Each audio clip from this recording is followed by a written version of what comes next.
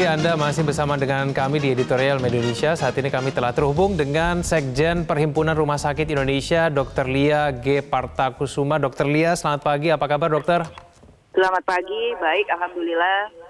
Baik, dokter, dari Perhimpunan Rumah Sakit Indonesia sendiri melihat kesigapan dari rumah sakit sendiri untuk COVID-19 ini seperti apa, dokter?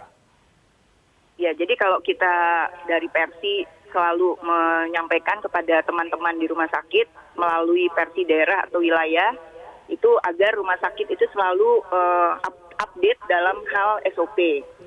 Yang pertama, jadi apa standar prosedur itu kalau kita lihat juga dari WHO kan kadangkala ada perubahan-perubahan dan juga diturunkan oleh Kementerian Kesehatan, mungkin ada sedikit perbaikan-perbaikan mengingat virus ini kan virus baru juga di dunia.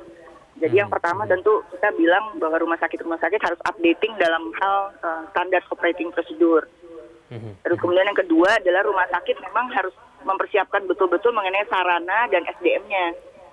Oke. Tidak mudah untuk menyiapkan ini karena tentu rumah sakit itu kan sudah ada tugas yang normal yang rutin ya.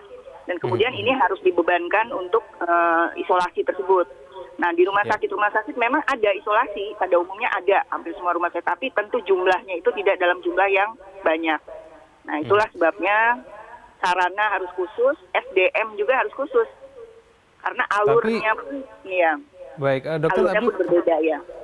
Prosedur, protokol, dan kemudian mungkin simulasi, apakah rumah sakit di Indonesia ini paling tidak sudah betul-betul paham begitu, sudah tahu betul mengenai bagaimana ketika kemudian nanti ada resiko ketika kedatangan pasien yang punya potensi tinggi sebagai pasien COVID-19 ini, dok? Iya, jadi kalau alur di rumah sakit ini, kita kan masuknya ada 2 pintu, lewat emergency atau lewat poliklinik. Nah, kita sudah menganjurkan bahwa di setiap IGD atau emergency atau gawat darurat ini mempunyai ruang isolasi juga.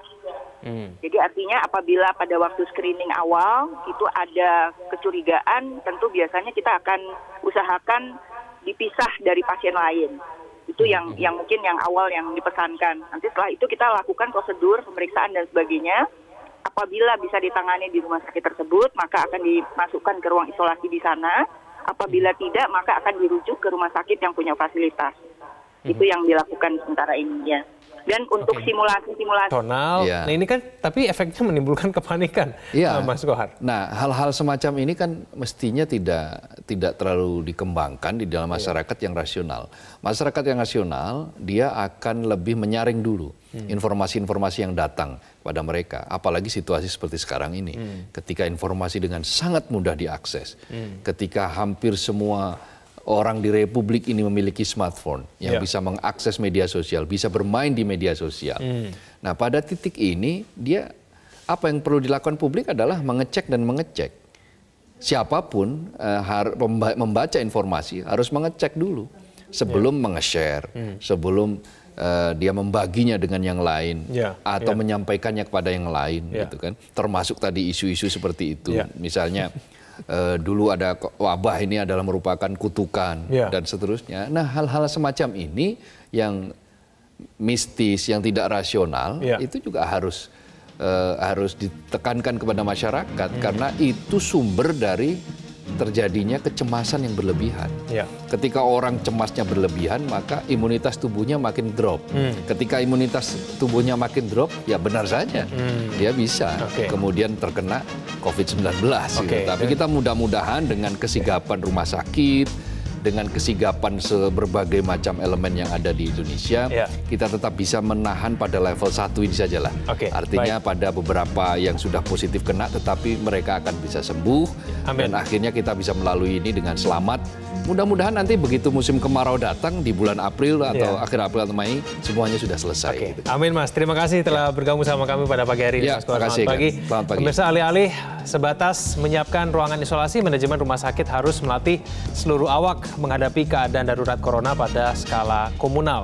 Sama seperti melatih kesigapan menghadapi kebakaran, rumah sakit harus sigap jika ledakan corona suatu saat datang. Kita mendukung dan sangat mengapresiasi jika rumah sakit proaktif menggelar emergency preparation drill khusus untuk menghadapi kasus COVID-19. Karena itu kesigapan rumah sakit dalam memitigasi pemaparan COVID-19 tidak boleh ditawar-tawar lagi. Terima kasih Anda telah menyaksikan editorial Media Indonesia. Selamat pagi. Metro TV, knowledge to elevate.